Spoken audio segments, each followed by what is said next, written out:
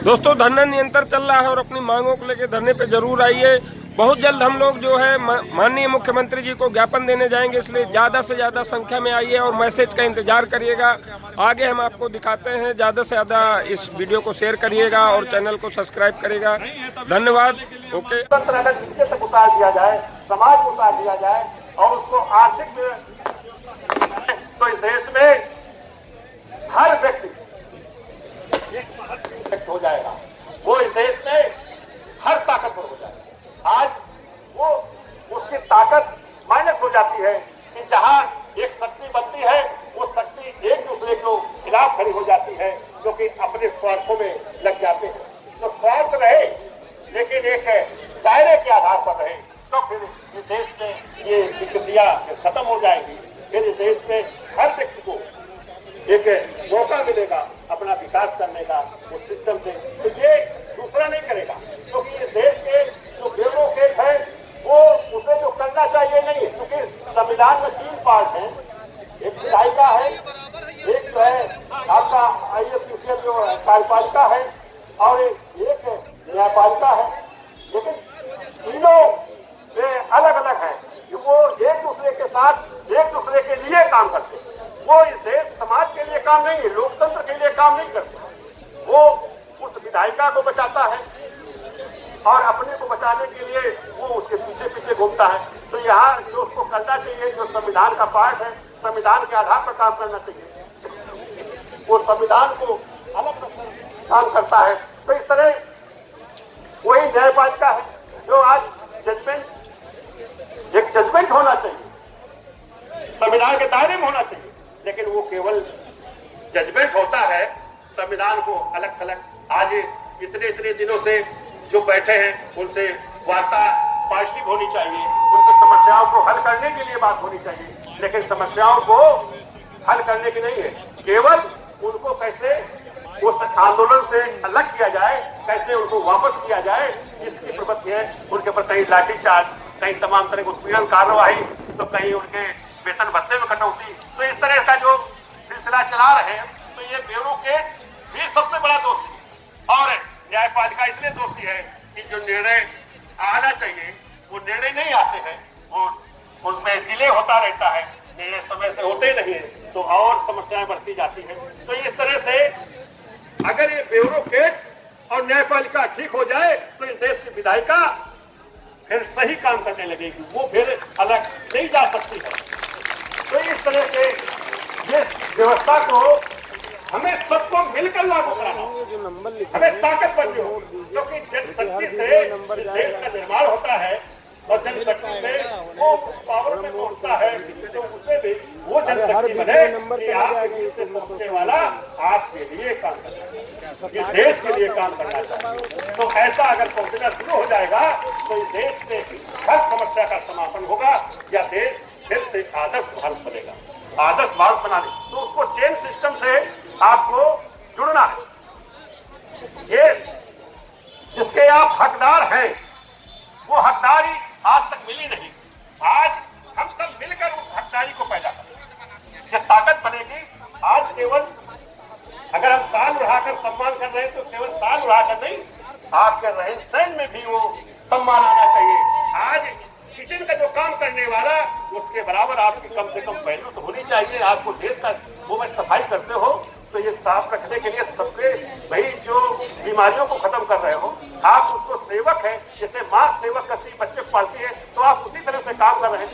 ये भी उसकी शिक्षा में तब्दील होनी चाहिए, ये तकनीकी शिक्षा के आधार पर आना चाहिए। आज जो सफाई का काम है, जो और तमाम काम है, ये जो जूता चप्पल का काम करने वाले हैं, जो गंदा काम जिससे अपमानित हो रहे हैं, और चौकीदारी का भी ये सम्मान करेंगे, ये भी अपमानित का है।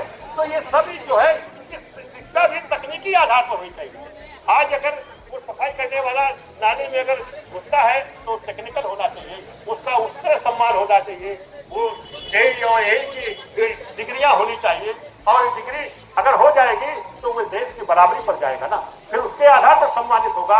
आज उसको एक मजदूर समझ के, एक बेसहारा अपमानित समझ के उसके साथ व्यवहार होता है। इतना बड़ा टेक्निकल है, वो नीचे जाकर वही साफ कर सकता है, दूसरा नहीं कर सकता है, लेकिन उसको अपमानित किया जाता है। तो ये सारी चीजें हैं, ये सारी चीजों को दूसरा नहीं चला रहा है, तो इसे हम सबको मिलकर चलाना होगा।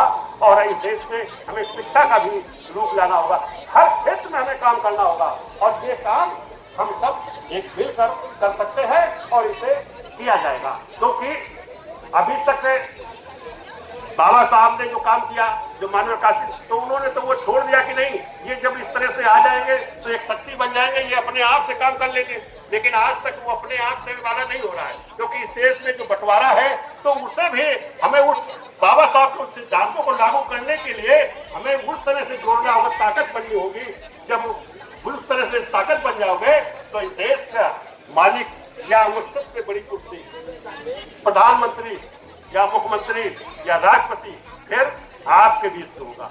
क्योंकि जब आप मेंबरशिप से पूरा जुड़ेंगे तो फिर देश का जो अपराध से सम्मिलित रहता है, जो इस देश की बड़ी कुर्सी पर बैठने वाला, वो या तो अपराधी के रूप में रहता है या फिर अपराधियों का संरक्षण करता है। फिर वो इस देश में नहीं रह सकते हैं, या तो आपसे मिलकर चलेगा या तो फिर इस देश को छोड़ने के लिए मजबूर हो जाएगा।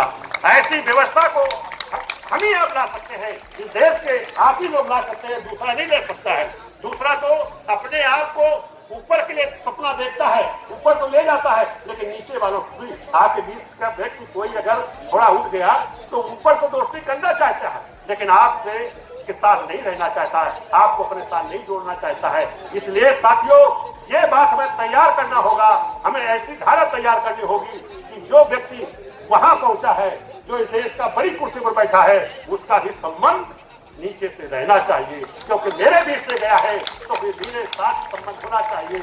हम उससे जब कोई बात हो तो हम उससे बात कर सकते हैं, हमें बीच का बिचौलिया नहीं चाहिए।